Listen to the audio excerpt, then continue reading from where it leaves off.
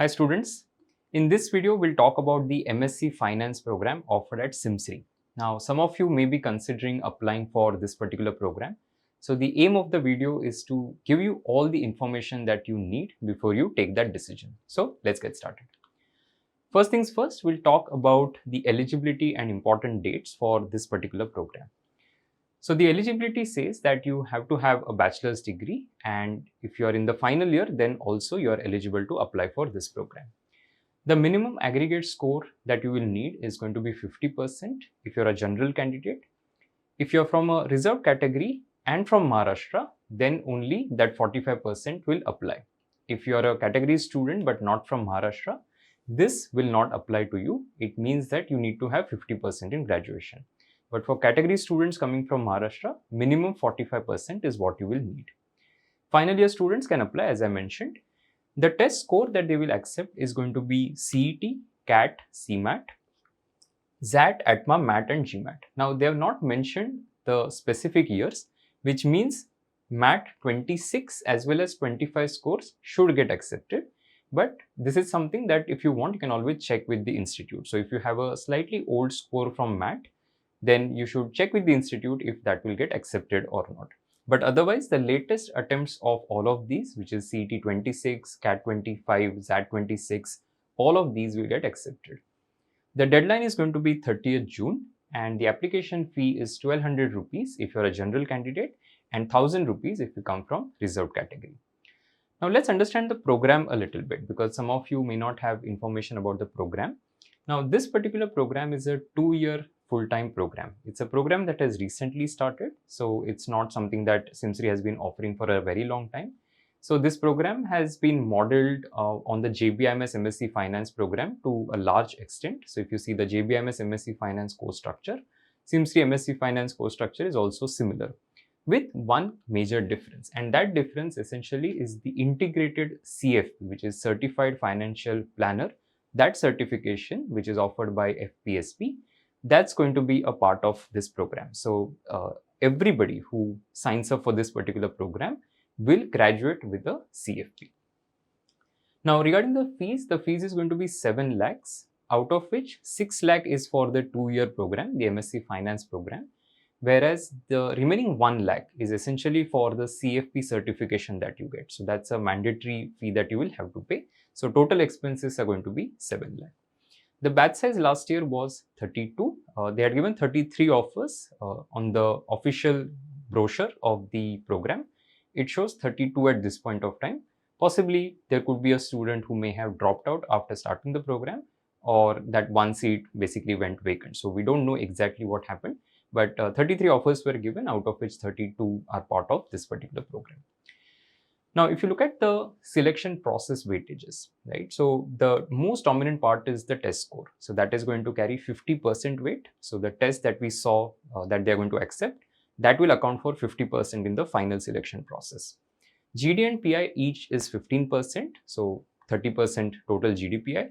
Graduation is 10%. Your 10th standard or SSC is going to be 5%. And same is the case for the HSC or the diploma or the 12th standard as well.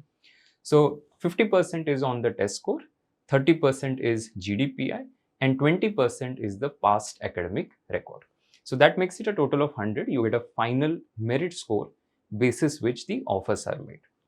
Now let's look at some data from 25 which will help us understand for this year should you consider applying or not. Firstly, the shortlist was announced on 10 July. Now, typically what they will do is the entire June will be open for applications, and in July, first, second week, etc., they will come up with the shortlist. And then the number of candidates shortlisted last year were 516. Of course, a lot of students might get a shortlist, but they may not finally go for the GDPI process as well. The GDPI was conducted over 4 days from 22nd to 25th July. And they displayed the final merit list on 11th August. Now, this particular merit list will contain all the students who appeared for the GDPI process. It will show the final merit score for all of them. Now, depending on what's your category, etc., and how many seats are there for individual categories, we will also see that on the next slide. They will issue either offered or waitlisted status. So, out of all the students who were there, 319 students who actually appeared for the GDPI process, They gave result for all of them and offered were 33 out of this total 319 students. Okay, so rest everybody got a waitlisted status. Now, because that PDF is there, you can also check it out for yourself. I'll see if I can leave it in the description if anybody wants to check it out. But otherwise, if you look at the final document, right, and we did a little bit of research on what were the CET scores of these students, because that's the most important thing. It's 50% in the final selection, so you have to know whether you have a chance or not. So what we have done is, I'll just explain what the table is all about. Firstly, this is for offered candidates, and that's why you see 33 as the total. Now, what we have done is, for every category, for all the students who were there, we have taken the minimum score that was offered in the first list. See, even after the first list, there was a waitlist movement that happened, which means people were given offers, but they decided not to take that offer. And that is why there was a waitlist movement that happened. So maybe 1 or 2 students from the waitlisted, from the original list, of course, made it to the institute.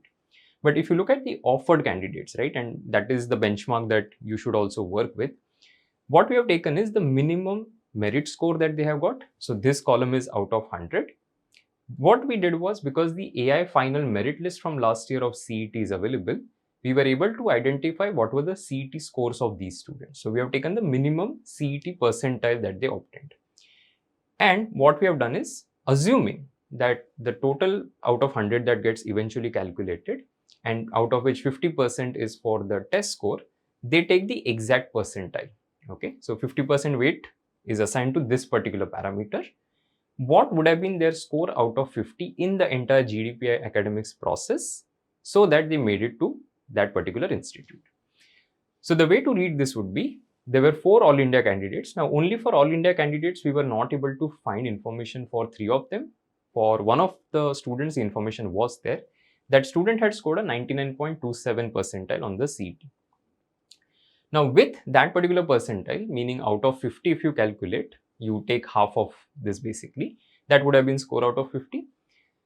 For this person to make it with the final merit score of 85, the student would have needed minimum of 35 out of 50 to make it.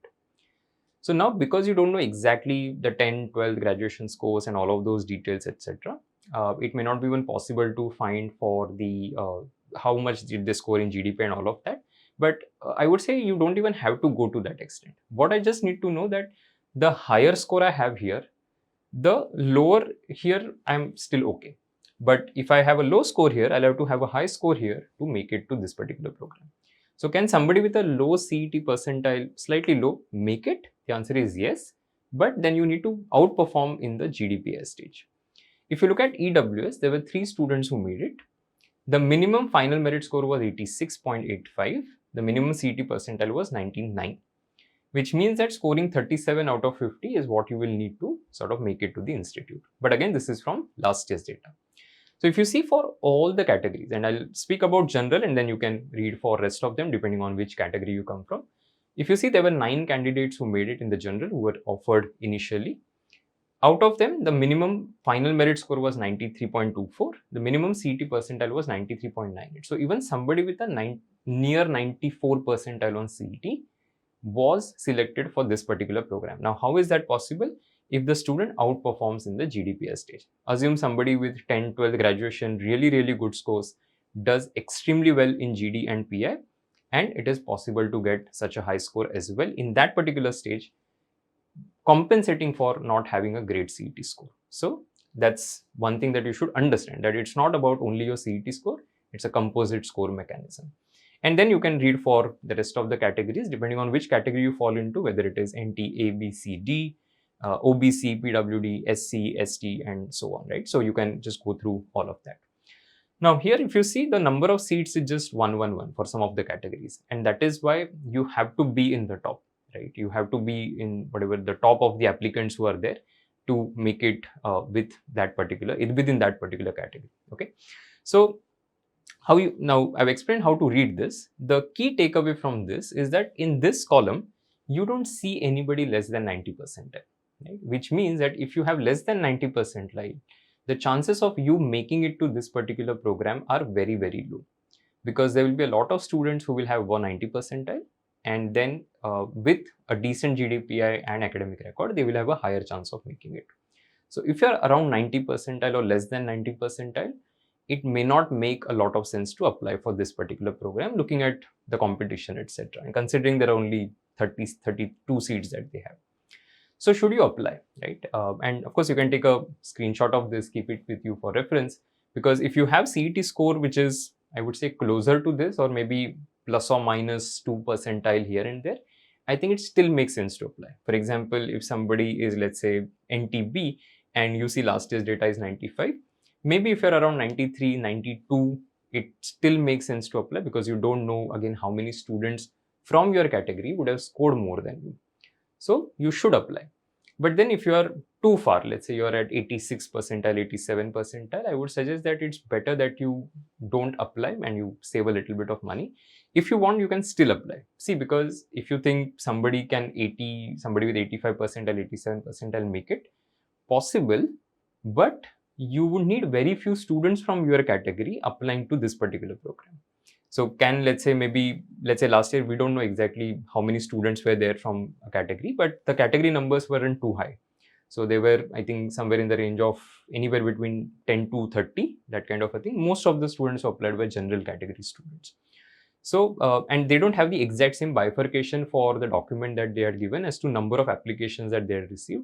They had published that document, but the document is of a certain date. Post that, if they received any applications, we don't know. But that document, when we looked at it, we found most of the students are general category. Within individual categories, you may have anywhere between, say, 10 to 30 students applying. For some of the categories, it was higher. Like if you look at, say, an EWS or NCOBC or OBC, you will have more students applying. But for categories such as NT, AB, CD, you don't have a lot of people applying. So somebody with a slightly lower score can also make it, but your GDPI performance has to be top notch, your academic record has to be good, then you possibly have a shot at it. So for somebody with less than 80 percentile, my answer is going to be straight no, that there is no point applying, because what's the point, right?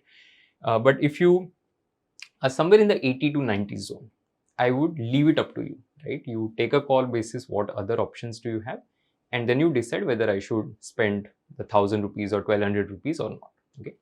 So first thing to understand to answer this, whether you should apply or not, is this is not a regular MBA program. So if you started with the dream that I want to do my MBA and not any 2-year full-time post-graduation program, then this program is not an MBA program. So it's not the answer to the dream that you started with. Apply only if you're keen on finance. So if you're not planning to specialize in finance, please don't apply, because it's a finance heavy program. The name itself says MSc Finance. Anybody who is interested in marketing, operations, IT, analytics, HR, etc., this program is not for you, correct? Secondly, if you have more than 90 percentile, if you have more than 90 percentile in any of the tests, the data that we saw was for CET for most of them, except one student that I found had applied with Atma scores. Now that data was for CET. So is it possible that they could have taken some other exam? Definitely yes. Is it possible that they might have submitted that score instead of the CET score? That is also possible. In which case, they would have a higher score compared to what you saw on the previous slide. So we are looking at lower numbers, and that is why those numbers are still valid, correct? So if you have more than 90 percentile in any of the tests, it is still worth taking a shot. Even somebody between, say, 80 to 90 percentile, and you still want to try for it, I think you can, but the chances are on the lower side. Anybody with less than 80 percentile, honestly, there is no point applying. So you might as well save some money. So lower scores are going to need strong academics and GDPI performance so that you eventually make it. Otherwise, it's not going to happen. And finally, who should be applying is if you're somebody who has no chance of making to SIMSREE for the regular MBA program, correct, via the CET centralized admission process, then you should definitely apply. So maybe you were somebody who thought that, okay, SIMSREE is one of the top colleges that I'm considering for myself. And now my CET score is, let's say, a 96 or a 97. I know the cutoff for my category is on the higher end, so I'll not be able to make it for the regular MBA program, and I want to do finance. In that case, MSc Finance is worth considering.